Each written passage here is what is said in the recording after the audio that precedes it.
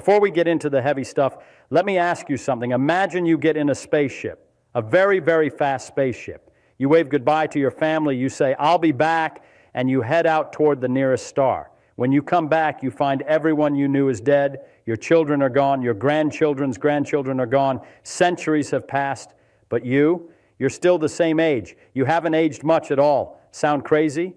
Well, that's exactly what Einstein's theory tells us would happen. And I want to explain why. The key to understanding all of this is something called time dilation.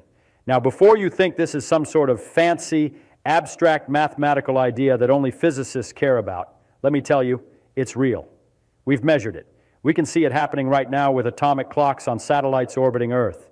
The clocks in orbit run slower than the clocks on the ground, not by much, mind you. An astronaut on the International Space Station ages about 0.007 seconds less for every 6 months compared to people on Earth. It's tiny, but it's real. But the interesting thing is, as you go faster, and I mean really, really fast, close to the speed of light, this effect gets bigger, much bigger, dramatically bigger. And that's where interstellar travel comes in.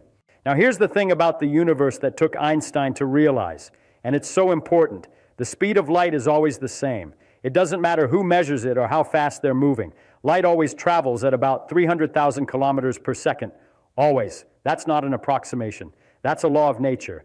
And this has the most peculiar consequence. Time is not absolute. Time is not the same everywhere. Time depends on how fast you're moving.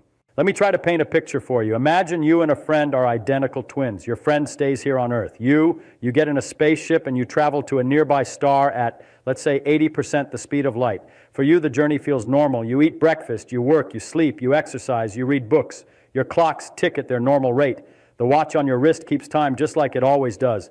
But from the perspective of your twin back on Earth, something weird is happening. Your clock is ticking slower. You're aging slower.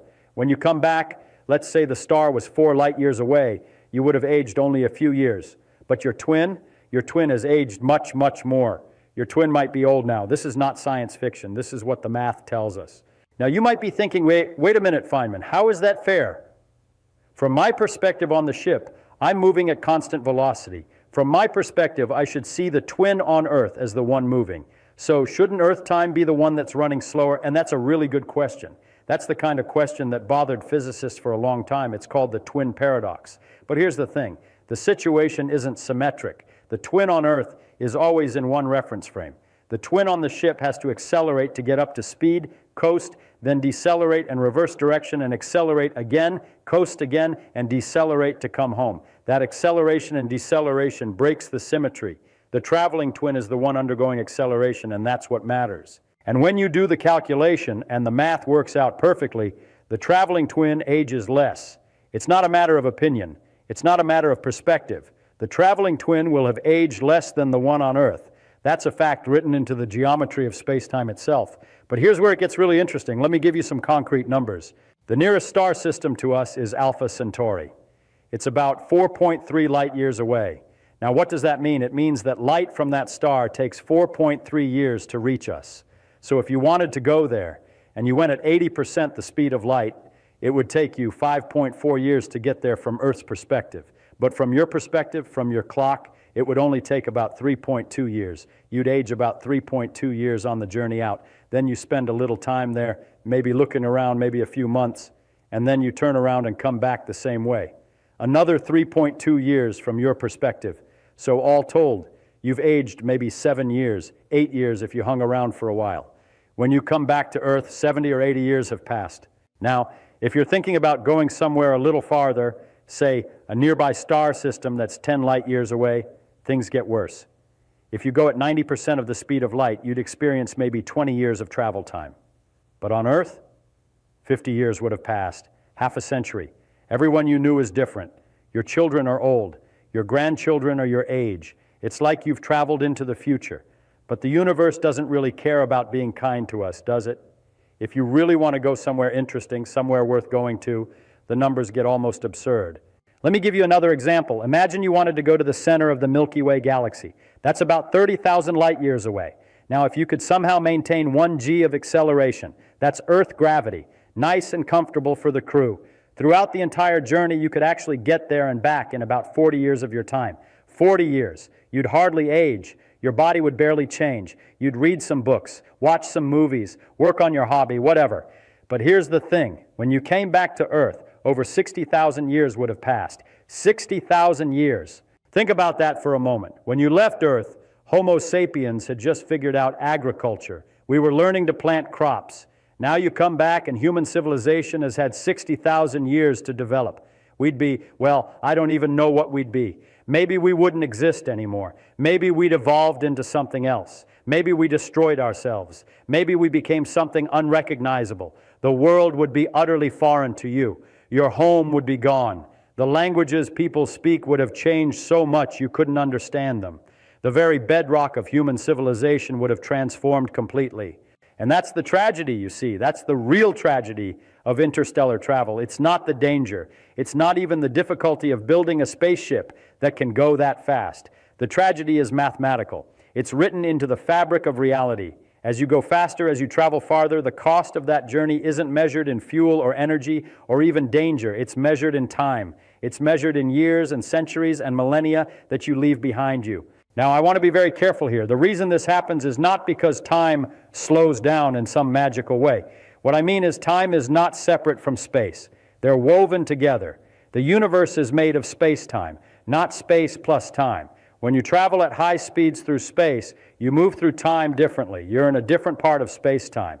It's not that your clock is running slow. I want to be very precise about this. It's that the geometry of space-time has changed for you. You're experiencing time along a different path through space-time than someone sitting still on Earth. This is so fundamental, and yet most people don't think about it. Let me give you a way to think about it. Imagine space-time as a big piece of paper. Okay, it's really four-dimensional, but let's pretend it's paper. When you stay still on Earth, your path through that paper is almost entirely in the time direction. You're moving through time at the maximum rate possible, 1 second per second. But when you start moving through space at high speeds, you're moving diagonally through space-time. You're trading off movement in space for movement in time. The faster you go through space, the slower you go through time. It's a trade-off. The total speed through space-time is always the same. It's always the speed of light. But you can apportion it differently between space and time. That's what's happening. And here's the beautiful part. This isn't an approximation. This isn't just theory. We can measure this. We have atomic clocks that are so precise they can detect these differences. Astronomers use this effect in something called GPS satellites. The satellites are moving so their clocks run slower than clocks on the ground. But GPS wouldn't work if we didn't account for this effect. We'd be off by kilometers in just a day. The system accounts for both the time dilation from velocity and the time dilation from gravity. It's that important. It's that real. Now, you might be wondering, is there any way around this? Is there some trick we could use? Can we somehow bend the rules? Well, theoretically, and I mean really theoretically, like string theory theoretical, there might be ways to create a wormhole, a shortcut through space-time. But here's the problem. We don't know how to make one. And even if we could, you'd need more energy than exists in our entire galaxy. You'd need the power of a Type 3 civilization, a civilization that could harness the energy of billions of stars. We're not there yet. We're barely at Type 0.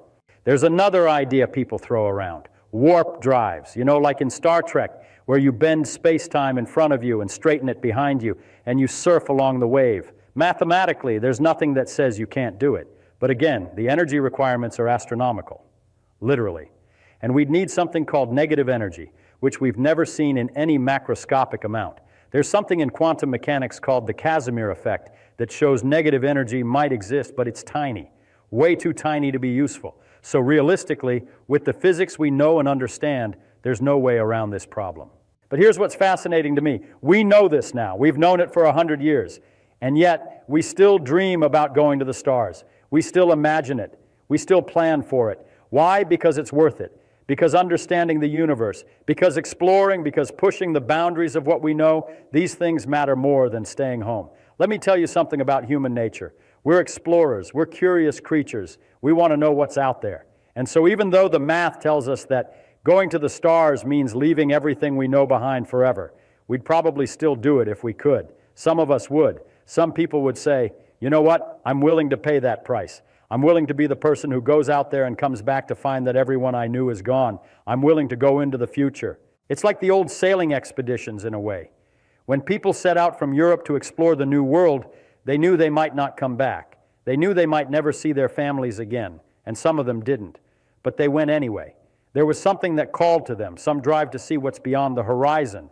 But the difference with interstellar travel is that you do come back. You come back physically to the same planet, but it's not home anymore. It's a museum of your past.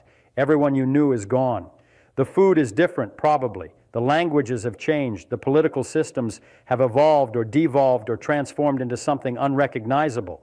Maybe your family name doesn't even exist anymore. Maybe they were so removed from power that no one remembers them. Imagine being the astronaut on Miller's planet in that movie Interstellar. She landed there. From her perspective, she spent maybe 2 or 3 hours on the surface, but when her crewmates came to pick her up, they'd been waiting in orbit for over 20 years. For 20 years.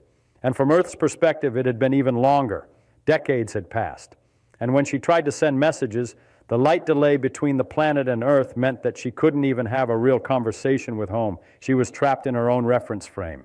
That's what kills me about this whole thing. It's not just that time passes differently. It's that you become separated from everyone you care about. The universe itself becomes a barrier. The laws of physics become a barrier. No matter how hard you try, you can never get back to the moment you left, because that moment is gone. It's in the past. And while you were traveling through space at near light speeds, that past was receding from you at an enormous rate. Now, I want to come back to something I said earlier about time.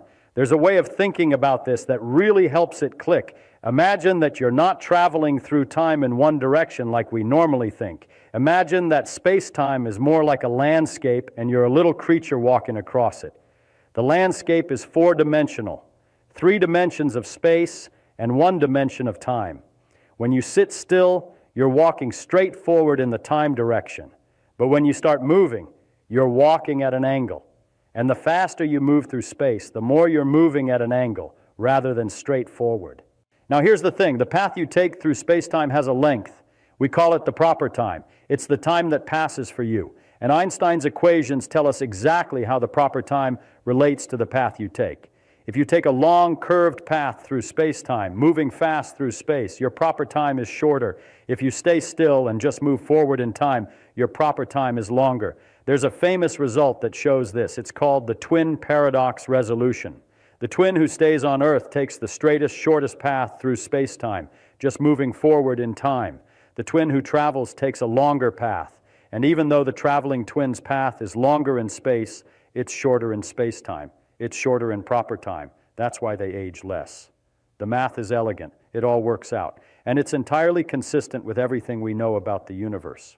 Now here's something else that blows my mind. This effect isn't just theoretical. We can demonstrate it. We can show it happening right now with real clocks. Scientists have taken atomic clocks on airplanes and compared them to atomic clocks that stayed in the lab. The ones that flew were ever so slightly slower, just microseconds but measurable.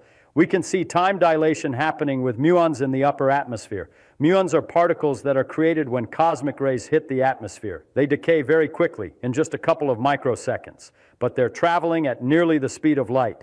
And because of time dilation, their clocks are running slow. They live longer in our reference frame. If we didn't account for time dilation, muons from the cosmic rays wouldn't reach the Earth's surface very often. But they do, because their internal clock is running slow. They experience a longer lifetime. It's real. It's measurable. It's not a mathematical abstraction. But the stakes are so much higher when you're talking about human travel, when you're talking about leaving Earth and going to the stars and coming back. You know what I think is really interesting? There are scientists working on ideas to try to minimize this effect or work around it. Some of them talk about things like time tacking, literally steering through time by oscillating around the speed of light, trying to stay in a region where time doesn't pass as quickly. Some of them talk about using quantum mechanics in ways we haven't figured out yet. Some theorists suggest that maybe space-time has some structure we don't understand that could allow for shortcuts. But all of these are speculative. All of these are maybes. The physics we actually know, the physics we've tested and verified over and over, says there's no way around it. Time dilation is a feature of space-time. It's not a bug. It's not a limitation of our technology. It's a limitation of reality itself. And that's what I want you to sit with for a moment. That's what makes this so profound. We're not limited by our rockets or our engineering or our materials. We're limited by the actual structure of the universe. The laws of physics themselves say that you cannot go to the stars and come back home to the same world you left. That's just not possible. Unless we discover something completely new, unless there's something about the universe we don't understand at all. Maybe there's some property of space-time that allows for these shortcuts. Maybe there's some loophole in relativity that we haven't found yet. But based on everything we know, based on 100 years of experimental confirmation, based on tests that have been done tens of thousands of times, I'm not holding my breath. So let's say you accept this. Let's say you're an astronaut, and you've accepted that you're going on a one-way trip to the stars. You can come back physically to Earth, but you can't come back to your time. You can't come back to the people you loved. What then? Well, I think some people would still do it. I think humans are strange creatures in this way. We're willing to sacrifice a lot for knowledge. We're willing to sacrifice a lot for discovery. There's something deep in human nature that drives us to explore, even if the cost is everything. But I also think it changes the whole nature of space exploration. Instead of sending individuals, instead of sending crews that expect to return, maybe we'd send generation ships. Ships that would take centuries to reach their destination. Ships where multiple generations would be born, live, and die. And maybe those ships would send back information via radio or laser. And maybe that's how we'd explore the universe. Not by sending people who expect to return, but by sending people who accept that they and their descendants are leaving Earth forever. Or maybe we'd send machines. Maybe we'd send robots and probes and artificial intelligences that don't need to age, that don't need to worry about coming back. Maybe that's the practical solution. But here's the thing. Neither of those is as romantic as the idea of humans going out there and coming back, is it? Neither of those captures the same sense of adventure. Neither of those answers that deep human drive to explore. And maybe that's the tragedy. Maybe the tragedy isn't just that you can't go home. Maybe the tragedy is that we now know you can't go home. We can do the calculations. We know what will happen. And so there's no more mystery. There's no more hope that somehow, some way, you could beat the system. You can't. The system is the universe itself. But you know what? Maybe there's something beautiful in that too. Maybe there's something beautiful in accepting the reality of the universe as it is. Maybe there's something beautiful in understanding that this is how things work and still choosing to reach for the stars anyway. That's what I think about when I think about interstellar travel. I don't think about the triumph of technology. I think about the human spirit that would look at these enormous, impossible barriers, barriers written into the very laws of physics, and would choose to go anyway. Because that's what we do. We explore, we're curious, and we're willing to pay the price for knowledge, even if the price is everything.